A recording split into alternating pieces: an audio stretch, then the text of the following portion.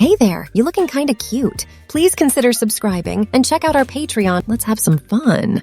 Finally, I was able to leave to go to the bathroom. I looked at myself in the vanity mirror and let out a long exhale of air. I was thrilled with what I saw. Row after row of curlers, taut and smooth, straight down the middle and on the sides and back. I was so transfixed by what I saw that Mom had to bang on the door to get my attention. "Hurry out, Danielle. We got to get you dressed before you father gets home." Mom rushed me to Sue's room. While I sat on the bed, Sis rummaged through her dresser. "Put this on," Mom said, handing me a pair of my sister's panties. I was lightheaded with excitement. I crumpled inside them in my hand, how unbelievably soft and silky, and started to walk to the bathroom. "Change here, your sister and I. We'll turn our backs," Mom said, stopping me in my tracks. I looked down. They were white with lots of little purple flowers, with lace all around the leg openings and waistband, and the front part was narrow, different from the all-white undies I got caught in. Of course, I wasn't so big that I needed a huge covering. I knew I had no choice but to what Mom said. The undies were so delicate, with it being all lacy, even around the leg and waist openings. I stayed seated on the bed, covering my front with my hands, afraid to stand up. "Mom, there's nothing to them. I mean, my whole front part shows." "Sorry, Danielle, your sister likes these high-cut panties. Now this." Mom handed me a skirt, a white and brown checkered one. I waited for them to turn around. "Come on, Danielle, we don't have all day." Mom was impatient. "Turn around, you two." Mom shot back. "Now you're just being stubborn.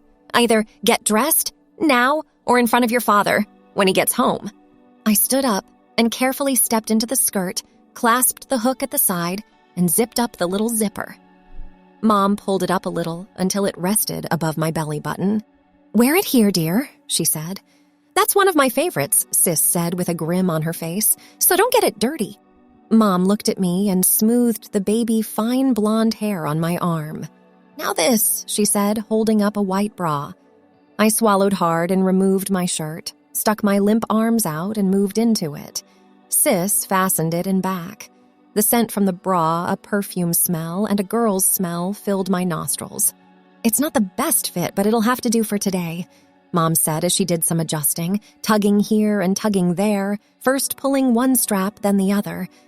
There was a tightness, the straps rising against my skin and the elastic band expanding into my flesh as I breathed.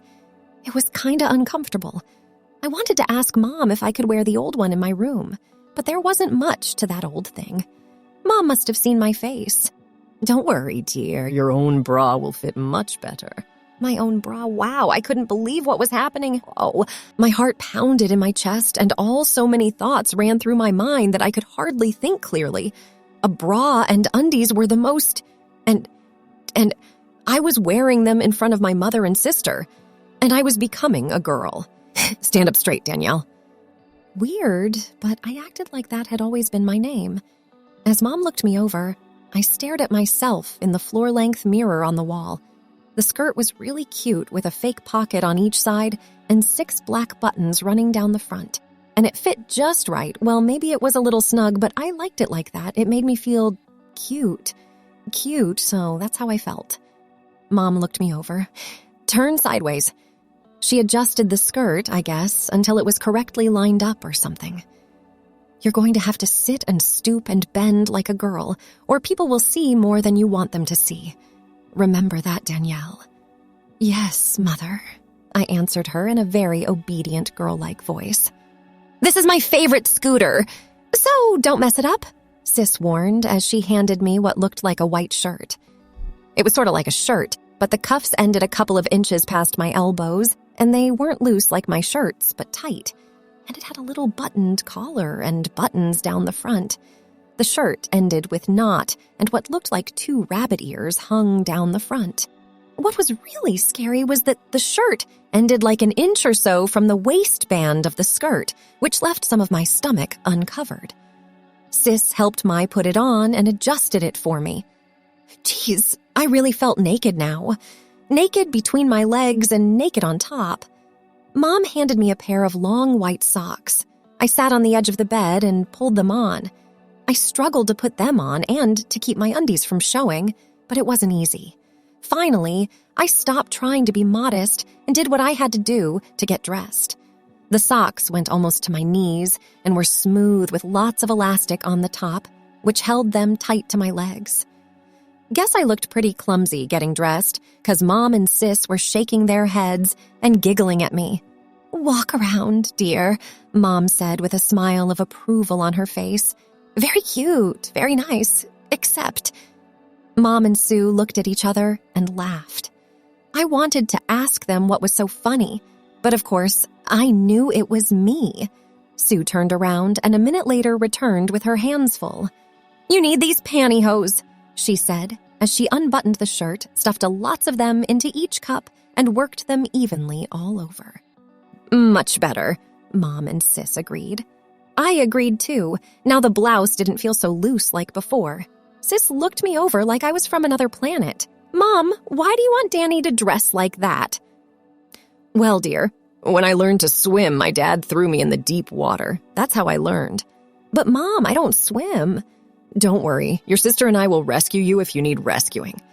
Before I could regain my thoughts, Mom took me by the hand and led me to Sis's chair in front of her makeup vanity. I sat down, and Mom grabbed Sis's desk chair and sat down in front of me. "Chin up," Mom said. "Sue better go downstairs and entertain you, sister and father.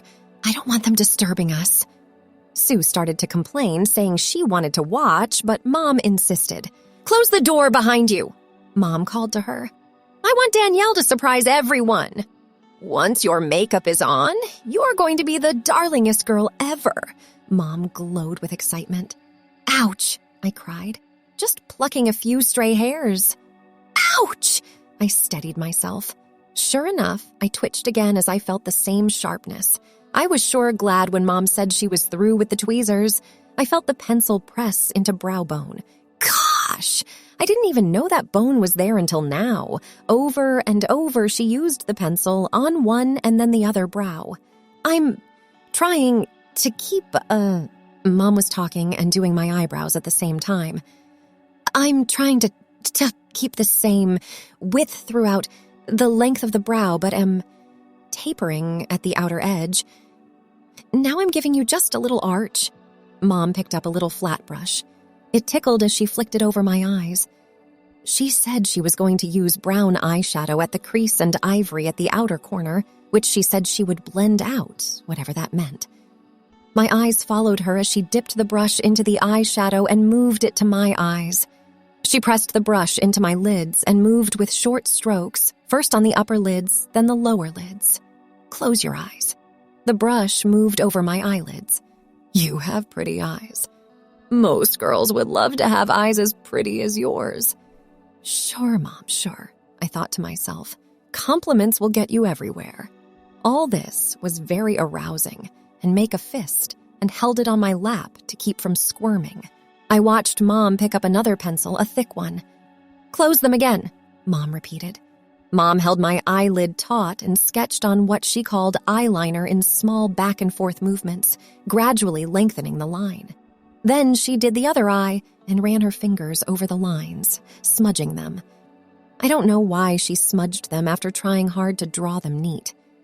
"This makeup is a little old for you, but I want you to knock your father out when he sees you." Mom held up to my eyes the mascara brush. "Hold still," she said, which I did. I felt the brush coating my upper then lower lashes. Mom then used her finger underneath each eyelash, I guess to keep it off my skin. Each piece of makeup was more exciting and scarier than the last. I wanted it to go on, but I also wanted it to end as soon as possible. I was a little nervous as Mom moved the eyelash curler towards me. Over my top lashes it went. 1 squeeze, 2 squeezes, 3 squeezes. Then the bottom lashes. Once, twice, 3 times. I squirmed and squirmed. I couldn't help. "Almost done," Mom said as she twisted a tube of lipstick. I closed my eyes as she pressed the creamy stick to my lips. "Now close your lips." "That a girl." I opened my eyes just as she was beginning to move a pencil to my mouth. I felt the pencil, lip liner, Mom said, trace a line around my lips. Wow, All these sensations were really doing a number on me. Like I never knew girls did all those things to look pretty. Stand up and let me see my beautiful, beautiful son, or should I say daughter. I looked at myself in the mirror. Was that really me?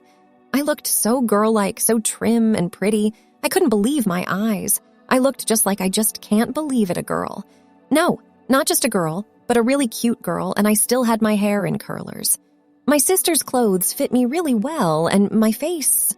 I wouldn't recognize myself if I meet me on the street. Even though the skirt wasn't too tight, I could see a little bitty bump in the skirt, and so could Mom. My, and what is this? She asked. I can't help it, Mom. It just happens, really. Mom then took my hands and held them in hers as she filed my nails. A minute later, she was applying clear polish on them. For a few minutes, I held my fingers spread apart. Now go to your room and put on your new tennis shoes. I want you downstairs in 10 minutes. No later, Mom said as she left the room. Everyone was in the living room when I joined them. What in the... Dad said, shocked, but Mom cut him off. Remember John? You ordered Danny to look like a girl. Well, I kind of remember, but I was... Dad looked like he was trying hard to remember just what he said. Sure, you and the children cooked up some story about... Okay, I get it. Dad regained his composure and thought for a minute. Your mother, he repeated, shaking his head. And who is this new girl? Dad asked, like he was being introduced to a 6-year-old. Danielle, our new sister, Debbie blurted out in her high-pitched little girl's voice. Of course. How forgetful of me. Sorry, I forgot my own child's name, Dad said sarcastically. But she sure has changed since I saw her last. Now, when was that? Half a day ago. Dad looked right into my eyes. Are you sure, Dan, that this is what you want or did? Dad didn't finish his sentence. I didn't know what to say. You could hear a pin drop. It was so quiet. Daddy, you promised to take us to the zoo, Debbie said, breaking the silence. The zoo, Dad said, wrinkling his brow. Okay, then that's what we'll do. Man, I've never seen Dad make such a quick decision. Count on Debbie to remember things no one else can recall. Count me out. I sure can't go like this, I said. Of course you can, dear, Mom shot back in a firm voice. Either we go as a family or we don't go at all. But I can't go out dressed like this and in hair rollers. It looks funny, I mean. Don't be so silly, Mom quickly answered me. In a couple of hours, your hair will be dry and I'll remove the rollers in the rest area. A couple of hours, I thought. Geez, that's a long time. I started to argue, but Mom insisted. I knew I was outvoted. What else can I do? I said to myself. When we got to the zoo, I was really self-conscious, like I was sure people would whisper and point to me and say, there's a boy in girl's clothes. Mom, Dad, do I look all right? I mean, do I look like a girl? I asked. You certainly do, Danielle, so relax and enjoy yourself. A few minutes later, I couldn't help it, but I had to ask again. Mom, are you sure I look like a girl? Sue, Debbie, Mom had to raise her voice to be heard. Doesn't your bother make a cute girl? I guess so, Debbie answered. Sue was much more excited at first. He looks wonderful, Mom, just like a real girl. Then she kind of changed her tone of voice. I mean, he looks pretty good for a guy. Yes, Danielle, you do, Mom answered. Just remember to smile. Always have a smile on your face. It'll make you look absolutely convincing as a girl. Even Dad agreed. Yes, Dan, you're a very passable girl, but for the life of me, I don't... You want to look like that. As we followed the winding path, we watched the lions and other big cats, the monkeys, and then the elephants. Along with looking at the animals, I keep glancing down at my naked knees as they flashed in and out of the skirt as I walked. After a while, I relaxed and began enjoying the scenery and the warm sun. Good thing there was a nice breeze to keep us from getting too hot.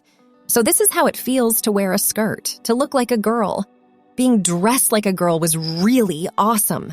The air under my skirt and on my stomach kept reminding me over and over of that this wasn't all a dream. My body was like a pincushion. I was so alive with nervous excitement. I was glad to see some other girls and women with rollers in their hair. Again and again, I patted the curlers, pretending to see if they were dry. But all the time, I just wanted to feel them, to press them to my head. Thanks for watching. Check out Patreon if you want to have early access to the other parts. If not, it will be online in a couple of days.